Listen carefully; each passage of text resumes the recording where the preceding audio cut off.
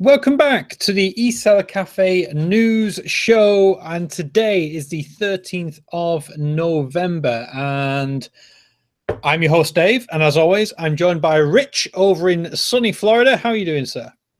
I'm doing okay. Well, yeah, there's a slight cloud cover, a very slight cloud cover. We've just been talking in the background here about temperatures. Like, it's really cold here today. It was 0 degrees on my walk to the gym.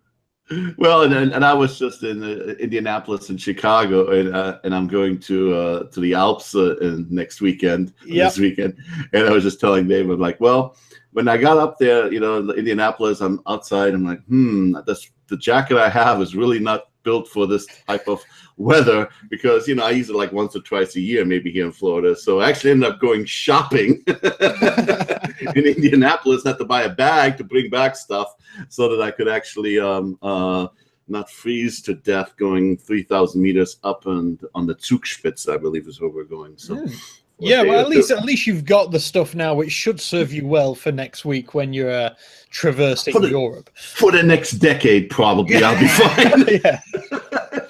Doesn't come in too handy in Miami area, but it's always good to have it. Yeah, it's good to have in the closet. Anyway, with that said, let's get back on topic. It's been an interesting week again in the world of e-commerce. To give you guys a bit of a heads up, we are now 42 days away from Christmas and just 11 until Black Friday. Bearing in mind that here in the UK, at least, I'm expecting a lot of Black Friday deals to begin on the Monday. So this time next week, I'm imagining Black Friday deals will start rolling out. So again, one to be aware of there. Amazon UK just put out a press release, and we just put it as a press release on our website that said they expect 1/4 of their marketplace sellers to participate in Black Friday UK, the week or the 10 days, and they're actually starting at midnight on Friday. Right. Okay. I did hear that. I think it was. I think they're actually spanning it over. It's just over 2 weeks. Maybe it's 16 days. But yeah, starting probably this weekend and running past Cyber Monday into the first weekend in December, I believe. Yeah. So yeah, curious one. Amazon are obviously leading the way once again there. Yeah. But with that said, for anyone who is new here, hello, welcome. Thank you for joining us. If you're listening on the podcast, thank you for joining us there as well. Or if you're watching us live on YouTube, we appreciate your attention.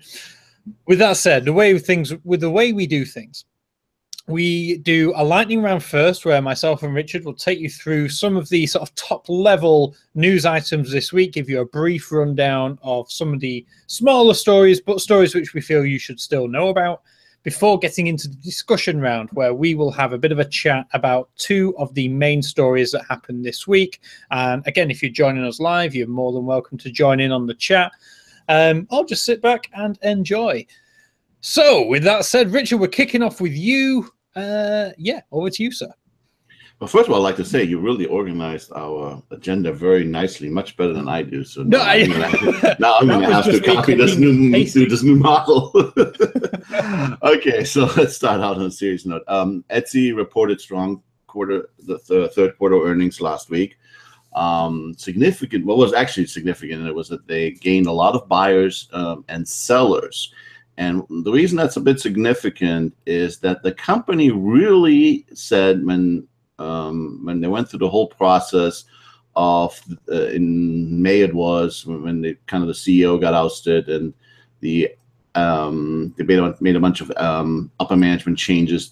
They were going to reduce branding and mostly concentrate on getting the platform up and running and getting it more in line with today's e-commerce, because they felt from a technology point of view they had fallen behind. And I actually got sort of a story on this. I'm finishing off, and it should come out this week, that goes through the history a little bit of Etsy. So look at that, at least over the last year, of what has happened in Etsy, and we're, it looks like Etsy is going in the right direction. We're still not so sure if Etsy is going to be a takeover target at some point. It could be, but at least for sellers that might have been a little worried about how is my Christmas going to be on Etsy, I think the fact that they have strong earnings, strong new buyers, new sellers, a lot of new features, and even so most of their marketing and stuff is on platform, not off platform.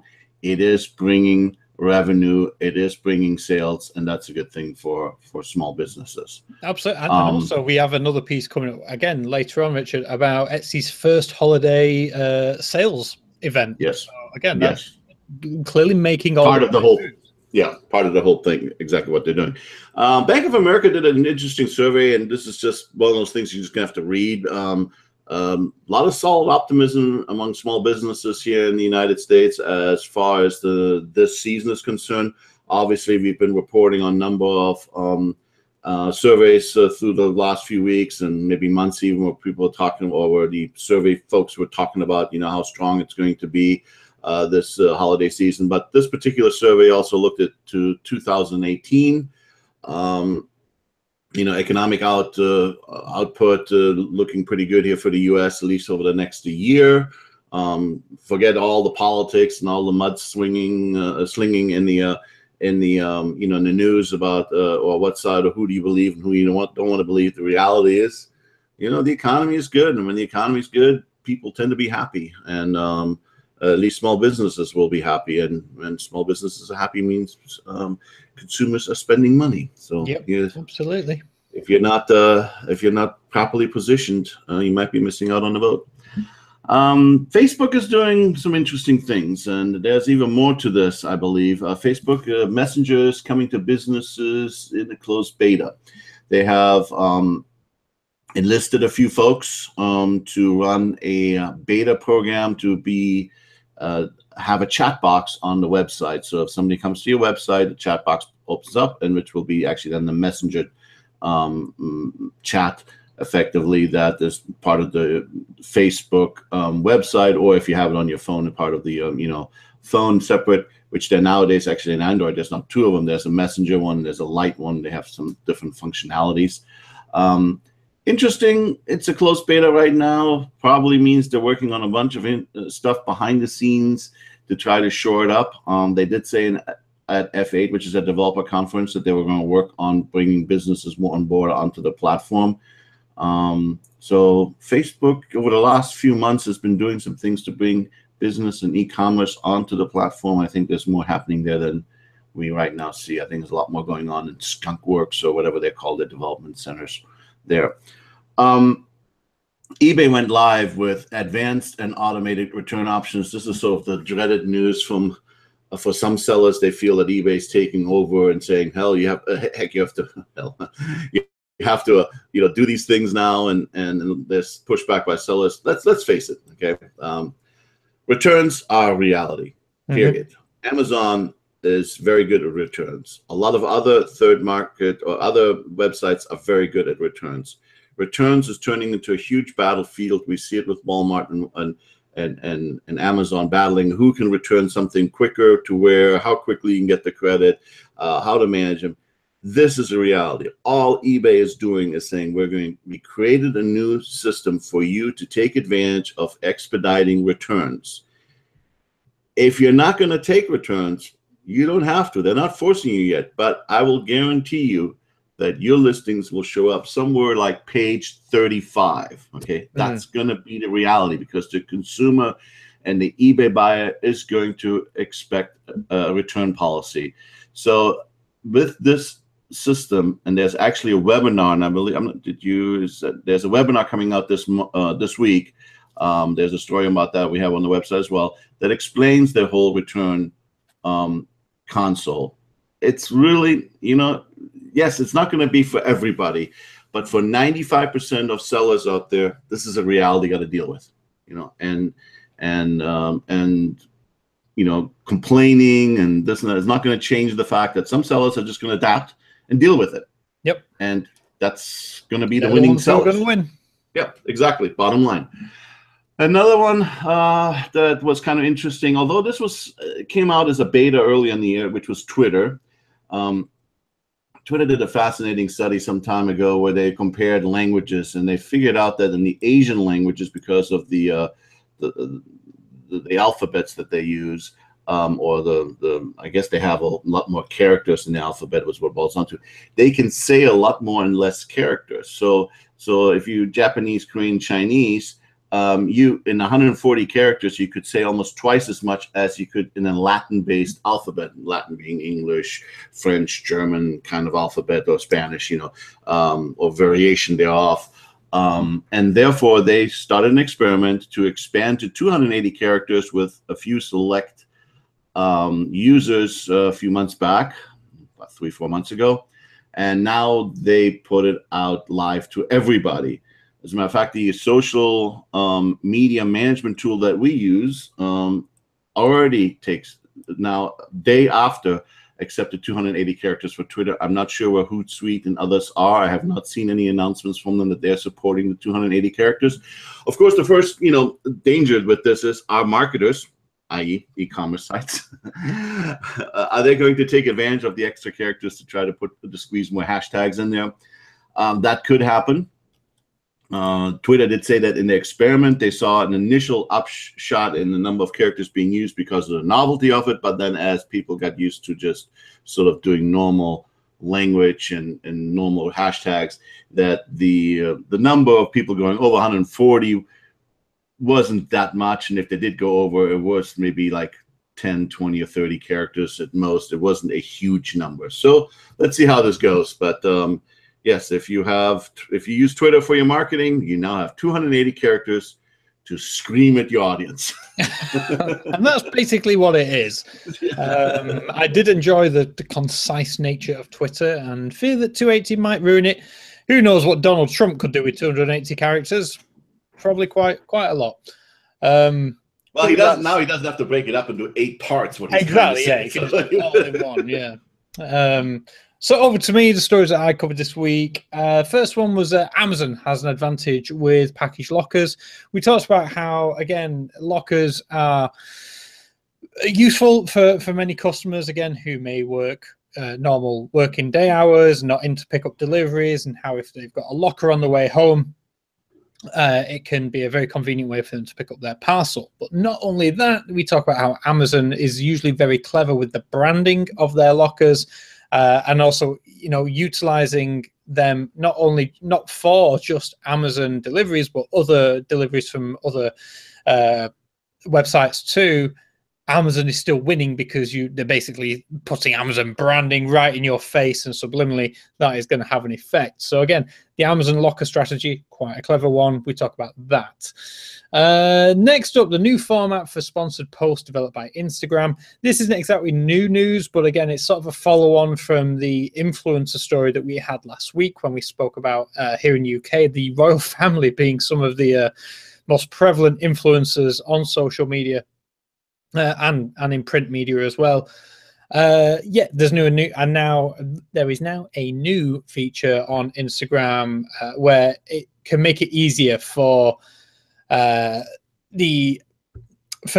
users to find out what influencers are using, which are sponsored posts, which are ads, which are not, which are genuine, and all that sort of stuff. So again, this whole realm of influencer marketing is only getting bigger. Next up, luxury brands going back to what they do best. This article focuses mainly on Michael Kors and Ralph Lauren as examples here. They spoke about how Michael Kors especially has been not reducing prices as they perhaps have done previously. They are now seeming to want to paint themselves back as the premium brand, as a luxury brand, and as such keeping the prices relatively high, whilst also adding more choice to the exclusive range. So again, giving your customers more choice of your top-end products. There was talk of luxury brands dabbling more in e-commerce, and the questions of whether marketplaces would give maybe they would perhaps damage the reputation of a brand. I still don't feel that's true. Obviously, we've got Tag Heuer over with a shop front on Tmall out in China. So I just think luxury brands don't always know how to utilize e-commerce in the best way and replicate that customer experience like they can do in store. But for the ones that do it, they're seeing success. However, like I said, it does look like some of the luxury brands are going back to their niches or their niche customers of being offline and highly priced. Next up, we have 9 tips for eBay sellers this holiday season. So again, all the links to everything myself and Richard chatting about, as always, are in the description underneath this video or available over on eSellerCafe.com. Yes, if you sell on eBay, we have the 9 tips that we would put together for you in order for you to try and make the most of your holiday season, your Christmas, your Black Friday 2017. So go and check that out. Next up, we had how chatbots can help your holiday shopping experience. Chatbots are becoming more and more used by more and more online retailers. They offer a fantastic solution. You know, they are not perfect, but again, it's one of the most pure ways in which artificial intelligence has made its way into e-commerce. And these chatbots are able to almost replicate a human to a degree, such as answering frequently asked questions and guiding your customers to products that they may be interested in, or related products or something that they've shown an interest in. And also the way that I see them is chatbots offer a fantastic customer service solution for when your normal staff are out of office hours. It's not perfect, like I said, but it gives the customer at least a feeling that they are being listened to, and rather than having to wait until the next day in order to get a question asked or to submit a ticket or whatever it may be, chatbots do have a purpose in e-commerce, and they do seem to be helping with the shopping experience. Now, obviously, we spoke about AI there. We are talking about artificial intelligence in a few moments in the main discussion chapter. And finally, for me, gift cards, greatly valued by customers. Again, a fantastic seasonal one. If your store does not operate gift cards, why not? It's one of those fantastic things which is very easy to implement in your business, and it gets people to swap out cash for effectively cash that can only be spent in your store. So it's a good deal to do. I know Amazon are very keen on gift cards. I know, like I said, I've used them myself a few times. They do promotions. It wouldn't surprise me if we saw one next week for Black Friday, where you can, for example, get a $25 or pound gift card for $20 or £20. So basically, they're giving you £5 or dollars free, but you can only spend that on Amazon. So again, it's quite clever marketing, bit of a loss leader, but ultimately it secures money coming into your business. So again, gift cards, customers love them, and equally you should love them too as a seller. Well, I think I think I've read over years, that 80% of gift cards are only get used, over a long period of time. So 20% never even get used, which basically right there is free money for a retailer. U.S. law requires that they have to. Most states require that they are perpetual. They can't deduct dollars off of them, but people just lose them. It's the reality of it. But yeah, I mean, gift cards are a great thing, and I hate to say it, I use a lot of gift cards. I buy gift cards through third-party brokers, so I get 15-20% when I buy it. Hey, it works. Yeah, free money. Free money, Anyways, back to some more of my stories. Magento released a security update for the open source and Commerce 2 versions of their software. I think Dave, and especially Matt, if you were here, would agree that this is not the time to do the upgrade. Oh, how many times do we have to say this? For anyone who doesn't know, myself and Matt do a lot with Magento for multi-channel, have done for the past 4 or 5 years. The number of times Magento seem to love releasing things in sort of October, November time, and then everybody wants to just rush it because it's the Apple syndrome. Oh, it's a new shiny version. It's one better. No, it isn't. They've not tested it properly. It's going to go wrong. And yeah, the number of emails that I get say, "Oh, I wish I'd listened to you and waited until January." It's like, yeah, it's too late now. On the side part, they're often like the security updates, which is true. They do try to cover some security issues.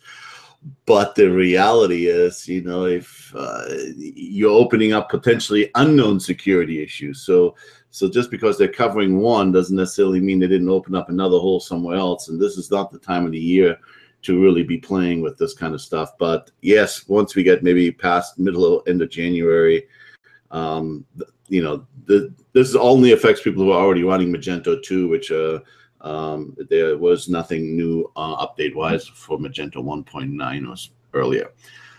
Amazon Fresh. Well, you know, we had a story last week that Amazon Fresh in a few neighborhoods here in the United States send out emails to customers stating that they would no longer be delivering to them. A lot of people went online wondering, what is that all about? Does it have to do with Whole Foods? Amazon spokesperson, quote unquote, denied it has anything to do with Whole Foods, which all of us are looking at each other going like, oh, okay, whatever. And so then out of the blue comes this news: Amazon Fresh is going to launch in Munich, Germany. So clearly Amazon Fresh as a brand is not dead. I am going to Munich, but I don't think I'm staying close enough for where they're delivering for me to test out the process. But anyways, that's a whole different story. Yeah. But it was interesting for Munich launch. They talked a lot about how, especially for those of you who've ever traveled to Munich, the Bavaria region, they have some very interesting specialized foods that you may not necessarily find in other parts of Germany as much. And also some brands that are just typical Bavarian brands, and they talk about how they are going to be delivering those as well. So they work with the local community to bring together a pretty good assortment of products to service the greater Munich area, which now makes me obviously about what is Amazon really up to, which was part of the reason why we put it out there, because if Amazon Fresh is not dead as a brand name, are they doing something else in the United States where maybe they're starting to roll back Amazon Fresh and rolling it into Whole Foods? That's a possibility over a few years. In the UK, there's a little bit of they're closing, I think, 2 Whole Foods stores that are not performing very well, and I think they open up more Amazon Fresh. You know, is it going to be a mix of, okay, Whole Foods is our in-store concept and Fresh is our delivery?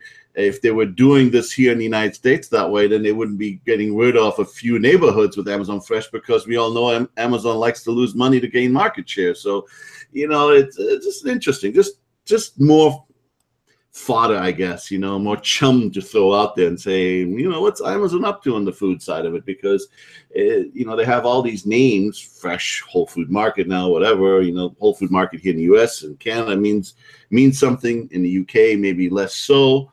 Amazon Fresh as a brand might mean more in Europe in totality, you know, so we'll see. Just an interesting little tidbit about what's going on there. We already talked about Etsy earlier. Etsy announced they're going to do their first holiday season sales event starting on Monday, the 20th. This is an on-platform promotion. They're going to use the promotions and coupon console that they created on the site about a month or so ago.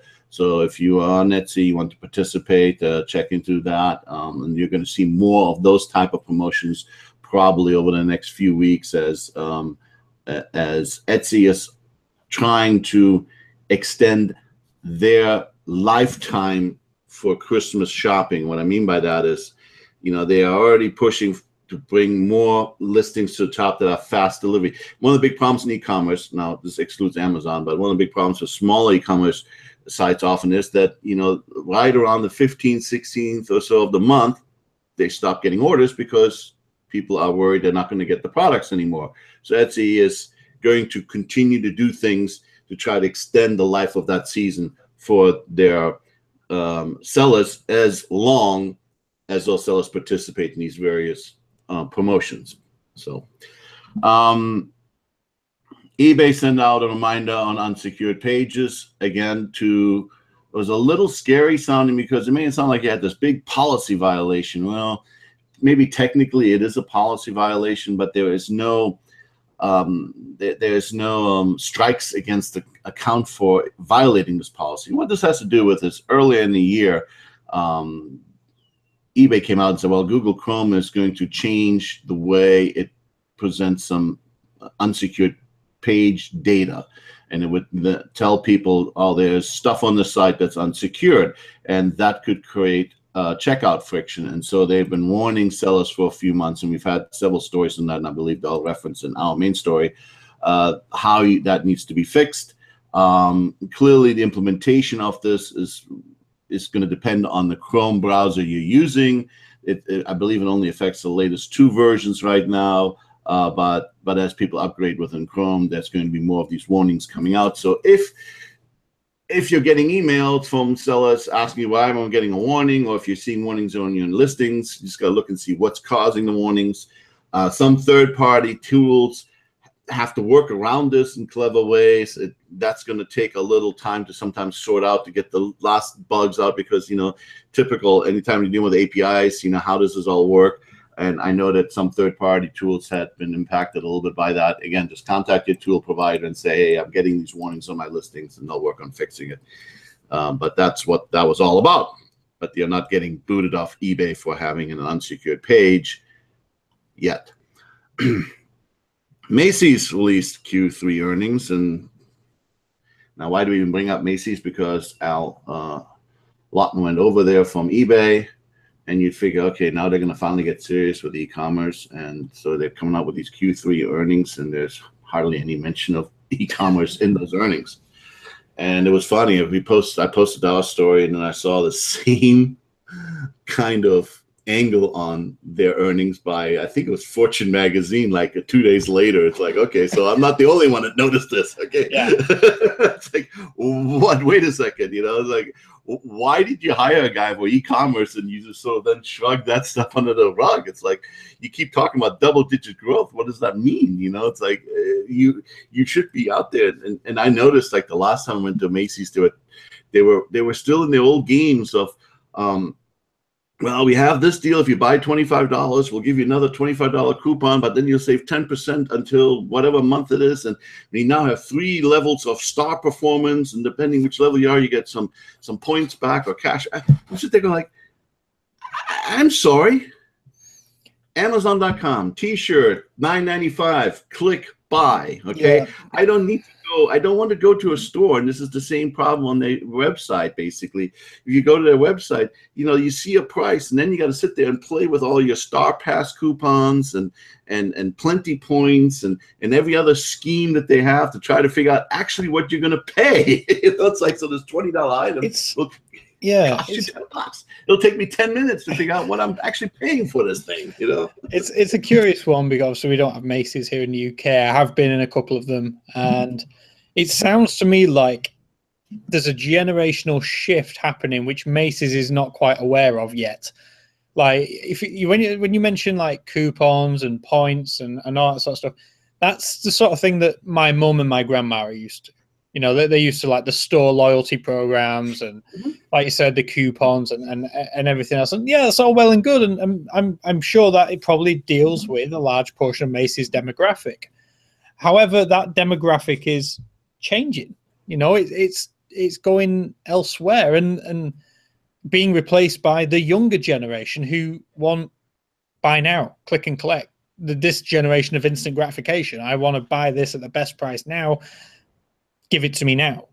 And it sounds like, Macy's needs to be careful. If maybe they brought Hal Lawton on as a long game. If he's working in the background on bringing this to the forefront, then fair enough. But something needs to give. Something needs to happen sooner or later. Yeah, don't get me. I'm a miles guy. Okay, I fly the same airline. I play the game. I do all this stuff. It's not that these programs are not useful. They can be, and they do build loyalty. But when you get them to a point of where they're ridiculously to understand, and where you have to make them, when I buy, let's take airline miles. Here's a great example. I buy a ticket.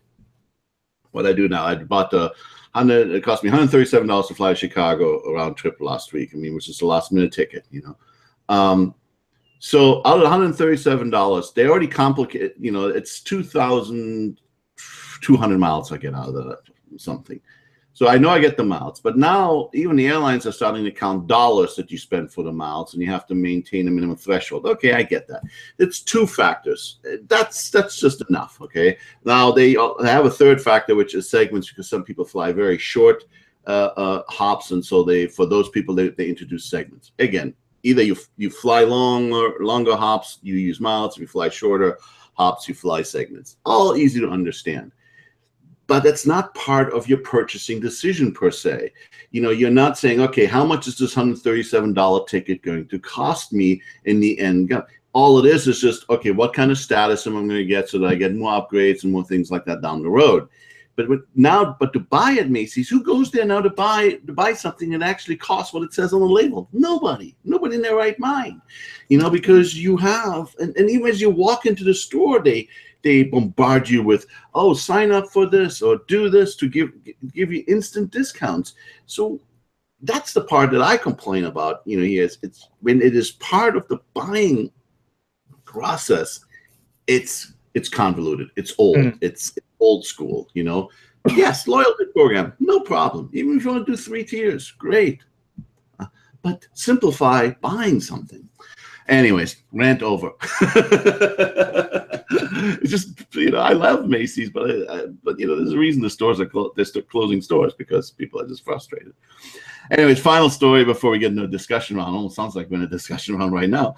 Amazon Marketing Services comes to Canada. That basically allows anybody that is on Amazon.ca now to purchase pay-per-click advertising to promote their products on Amazon.ca. I have to be honest, I was so surprised that wasn't already part of Amazon there, but okay. But again, if you're in Canada, you want to promote your products on the platform, you now have a way to do that with Amazon's marketing services. And that's all the lightning round. I did add, I think if you can put this maybe into the video, I did add the link to the webinar for the returns, because that's on November 15th, since we talked about eBay returns. I'll add that in. Yeah, no problem at all. Okay, so that's it for lightning. That's it for lightning. So on to the discussion round. And first up, we're talking about Amazon Marketplace sellers in Germany and the UK are owed money. What's going on here? Well, apparently and I have to be honest, I don't know where this 100% stands. I should double check this before.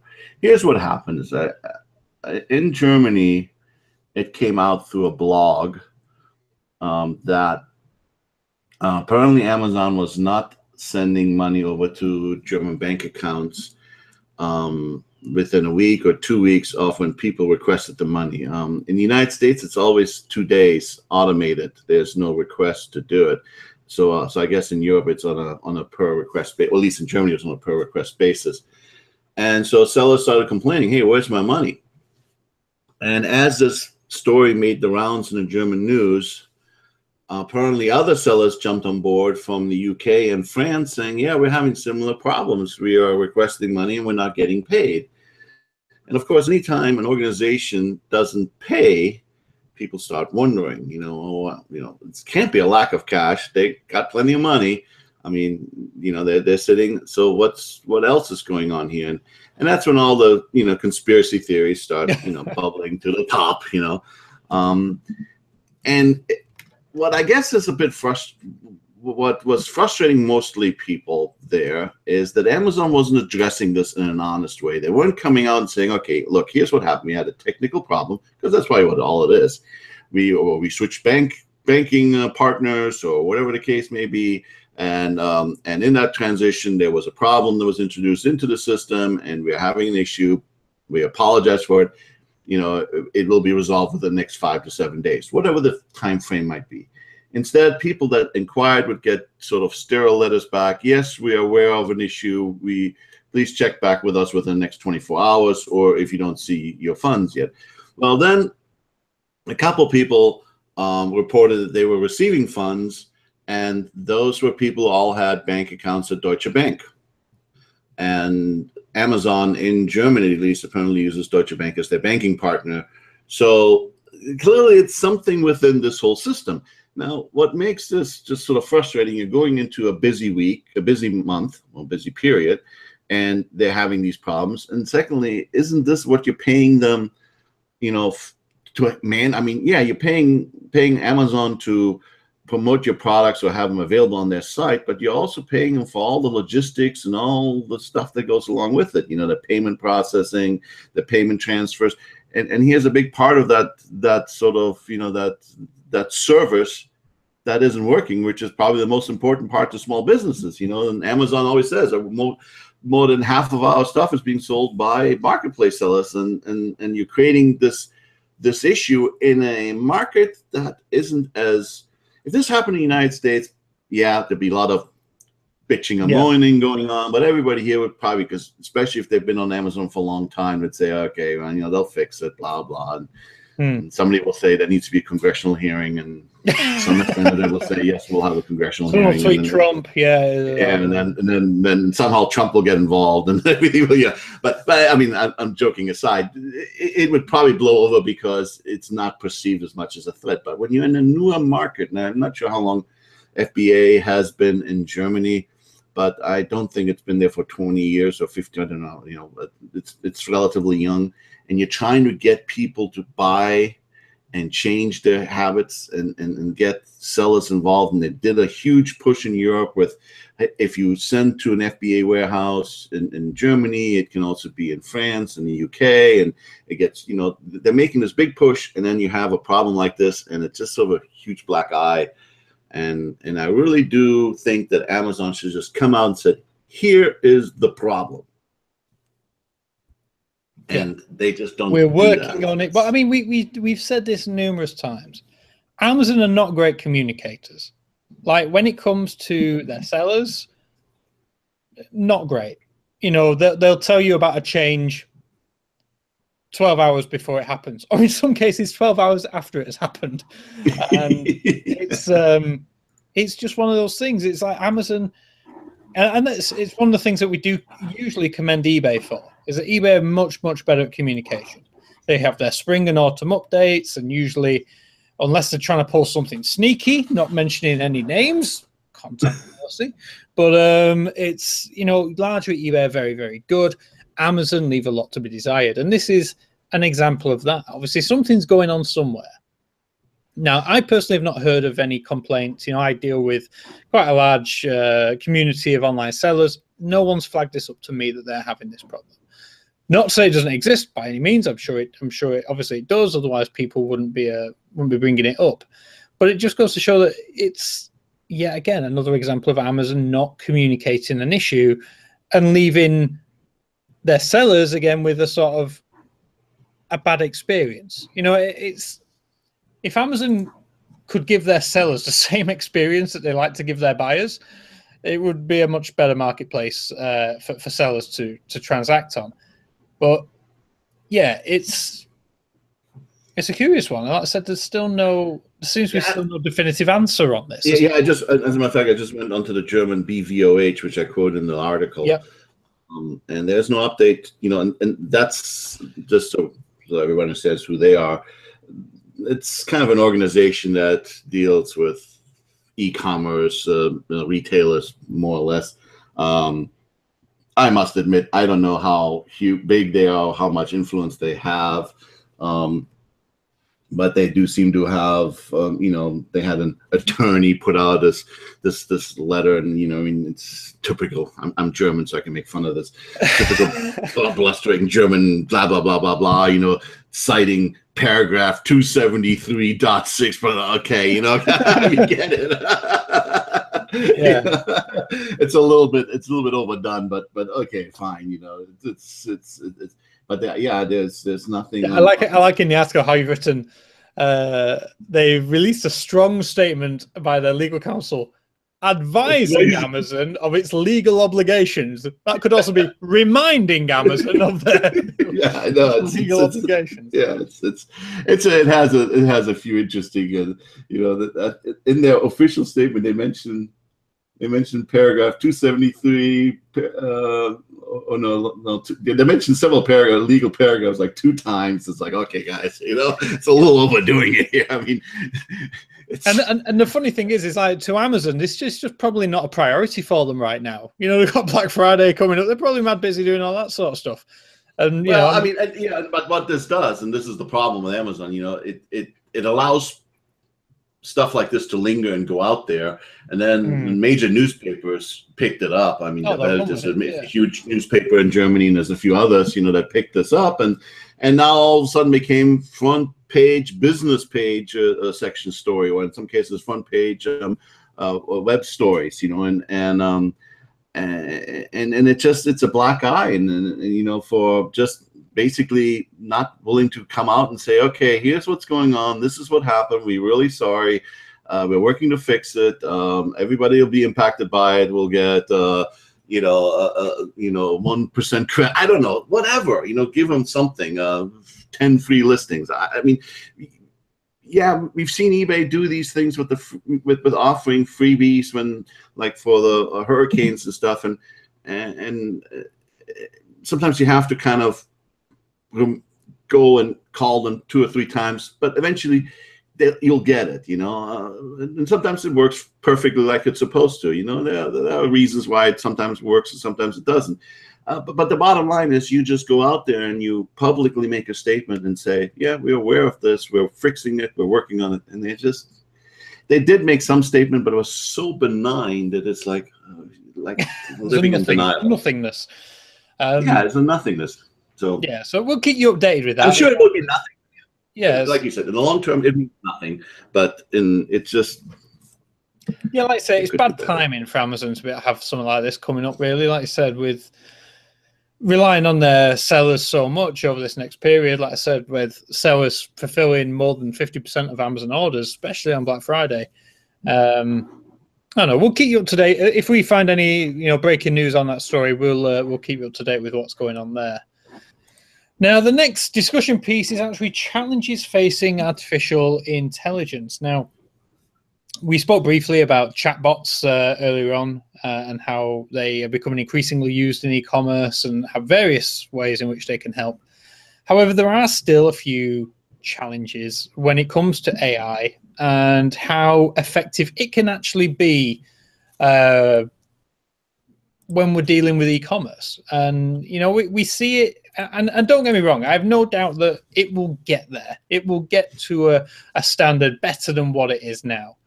But there's a few, issues or challenges that, artificial intelligence currently has. I think the main one that I've come across definitely seems to be language or accents, dialects, that sort of thing. Obviously, being Mancunian, I sound very different to the Queen, which is how most of the world thinks us over here in England speak. I can assure you it's not the case. But I mean, there is times. Again, my dad has quite a broad accent, and when I've heard him trying to use like the voice control thing on his car or whatever, and it's like, pardon me. It's like something missed there. You didn't quite, that artificial intelligence learning to interpret what is actually being said is is one of the big missing pieces at the moment. Yeah, it's probably not ready yet for Spanglish, Spanish, English. Yeah, it's often spoken here in Miami or Los Angeles or Texas, Yeah, for sure. But I mean, saying that, there are the one example that I have, obviously, on my phone. You've heard me talk about the Google phone, the Google Assistant, quite a lot. And I think back to my old iPhone, obviously, with Siri, which was the first, or one of the first sort of voice assistants out there. Siri was limited, especially in the UK, for a long time. I'm sure it has got better. And this is a good example of how AI is progressing. So again, I could say, if I said to Siri back in the old days, if I said to Siri something like, Siri, what have I got on my to-do list today? It would tell me what was in my calendar. But then if I said, and will it rain? Siri has no idea as to what is going on. It doesn't have that connective learning, that conversational piece. That is treating "will it rain" as just a generic question, as if nothing has happened before that. Whereas now the Google thing, I could have a full-blown conversation with it on about 4 or 5 threads, and it will remember previous questions and answers. And I find that that's very clever. It's sort of like self-learning, machine learning AI. And I think, obviously, as, again, Amazon Alexa, from all accounts, is doing very similar things. Google Assistant is doing similar things. And that was a big piece of the Google conference back in October. It was how they're learning, how Google is using machine learning and AI together in order to bring about a much better experience. But there's still issues. You know, it's still not perfect. I do think it's secure. Obviously, we've spoke about in the past Elon Musk and how he's a bit of a fearmonger of AI and how we should be more clever, how we should be more careful with it, and how it needs some form of regulation to make sure, you know, it doesn't get out of control. And you can sort of see where he's coming from. I mean, I'm sure everybody at one point has seen a film where a robot has gone crazy. Well, there's definitely a moral dilemma that exists with AI, and actually, there's an interesting conversation I had on the sidelines, I don't know, 2-3 months ago at a racetrack with one of my fellow officials that works at a major automotive company, let's put it that way, and we were talking about self-driving cars, and I said, well, how close do you think we really are, you know? And he said, the problem isn't the technology per se. The problem is, what do you did for the first time developing technology that is designed to make a decision when to kill somebody? Yes. I remember you telling me about this conversation. Yeah, it was a very ethical question. Yeah. Very ethical questions that come up with an AI is people are just now starting to really think about this. He goes, you know, if you drive down the highway, you have a blowout on your tire. If you are in control of the car and you know what you're doing, okay, that's maybe 2% if you're of the population. 5% who would know what to do. Yeah. You will come to us. You can manage to come to a safe stop. If you're completely out of control and you still know what you're doing, you're going to try to avoid a direct impact in some form or fashion. You're going to try to avoid, if you know what you're doing, you're going to try to avoid hitting a school bus, but instead maybe hit, or let's say there's kids going across it. If you're out of control, but you have enough control to not hit 10 kids, but instead hit a tree, because that will keep from hitting the kids, you're putting yourself in danger. You're making a conscious decision. The problem is, we now have to sit down and make teach artificial intelligence ethical results, saying, okay, in this situation, you will put the passenger at risk or the driver at risk over the 10 school kids, you know, because that is a guaranteed death, 2, 3, 4 at 30, 40 miles an hour. This is a possible death. Yeah. And he said he says, this is the type of things these are the things that are coming out right now. And he also went into, like, go to New York, for example. If we teach a car to stop at a red light, the car stops at a red light. Well, when does the car turn? Well, when you're new, if anybody's ever driven to New York, I'm sure the same thing is true. Well, you don't have right on red in England, but okay. Yeah, for sure thing. We know where you're going with this. Yeah. So the thing is, when you're at the red light, now it turns green. Well, there's still people crossing the street, and so the car will go and stop, try to go again. It won't go because it constantly sees people trying to cross the street. So the car will never go. Well, if you're driving the car, you will start inching up and you're making a conscious decision. Yeah, I'm not going to hit anybody, but I'm making a point here. I'm turning. It's my turn to turn, you know? And he says, these are the real problems of artificial intelligence. This is the stuff that at least, you know, that the ethical dilemmas.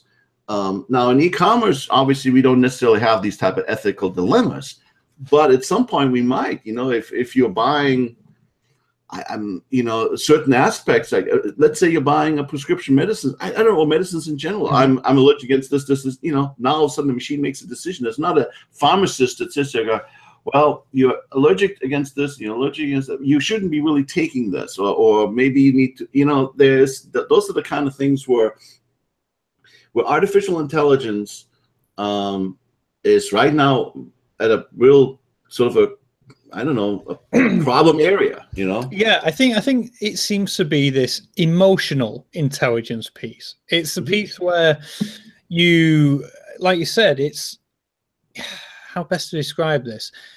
It's a tough one. It's as a human, we're able to think, what would happen if? What if I do this? What's the likelihood of this happening? And like I said, you have this reasoning ability. The what if?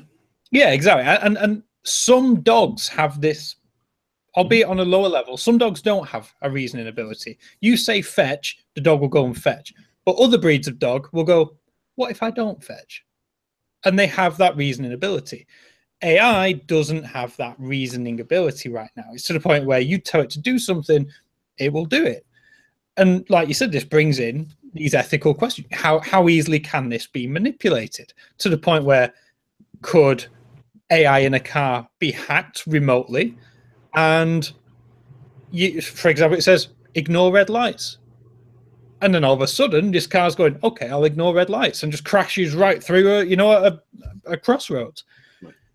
It has these ethical questions, and I think that is one of the biggest challenges of artificial intelligence, which much cleverer people than me are currently probably trying to fix, or at least come up with solutions for. So I know we've gone maybe a little bit off topic there in terms of e-commerce.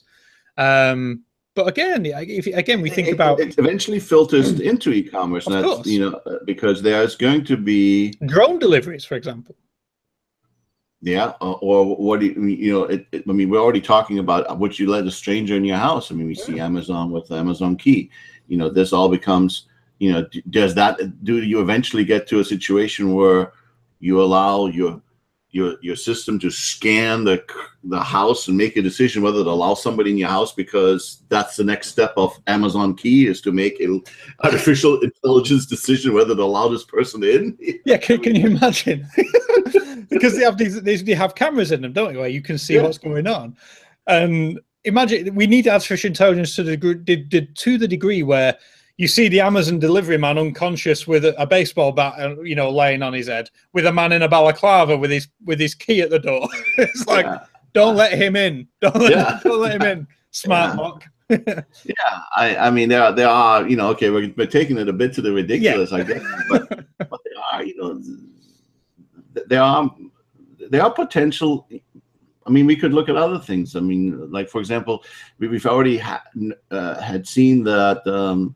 Initially, when Alexa came out, it responded to some Alexa devices responded to things that they heard on the TV, because in part of a news story, they would talk about, oh, Alexa, and then they would say to do something, and Alexa all of a sudden put an order in, I mean, okay, these are not life-threatening situations, but it creates these issues that you got to deal with, and there's still a lot of ways to go, and we sit here and wonder today, will this thing look like this in 5 years, or will we not have a screen anymore and just sit here and just talk with it?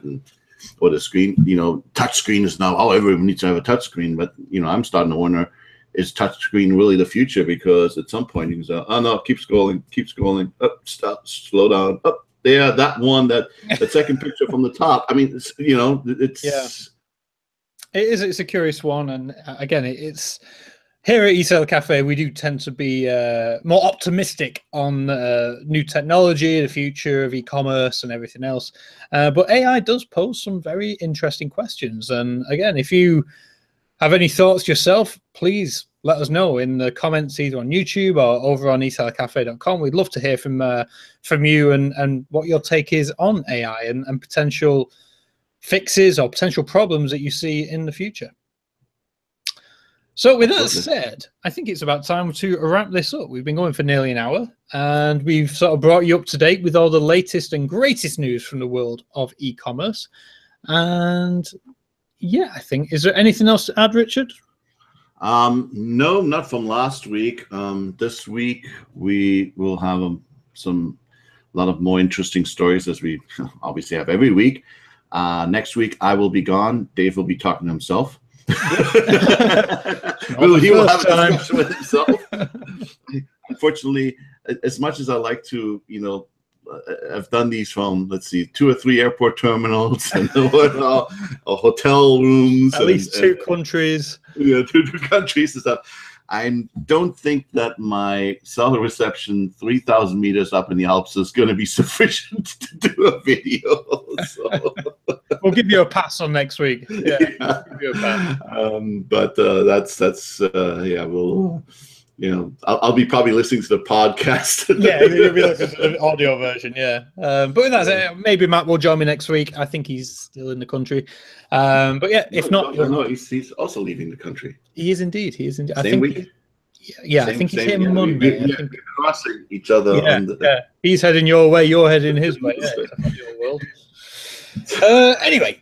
With that said, we'll stop rambling. We'll let you crack on with whatever it is you're up to or got planned for the rest of your day. Thank you so much for taking time out to listen to us today. And like I said, as always, any questions or comments, please let us know over on eSellerCafe.com.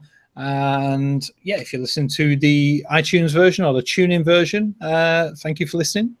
Always much appreciated. We'll be back with you next week, or I will be back with you next week. As Richard's off gallivanting around Europe. Maybe you can have a conversation with Google, the Google Assistant, maybe. Yeah. Yeah, have a discussion with the Google Assistant. Yeah. What do you think Google about Assistant, it? what do you think about What do you think of Siri? I cannot repeat that. Actually, they have some clever answers. Yeah, they do. Yeah, they do. Anyway, we go way off topic. Enjoy the rest of your day. Yeah. I'll catch you next week. Richard is taking some well-deserved break away in Europe, but we'll be back with us very soon after that. Yeah. Yeah. So with that said, thank you for listening. Richard, thank you for joining us today, and thank you for the articles you covered this week. And yeah, I'll catch you next week for another episode of the eSeller Cafe e-commerce news show. Thank you for watching, guys. Thanksgiving. All right, bye-bye, everybody.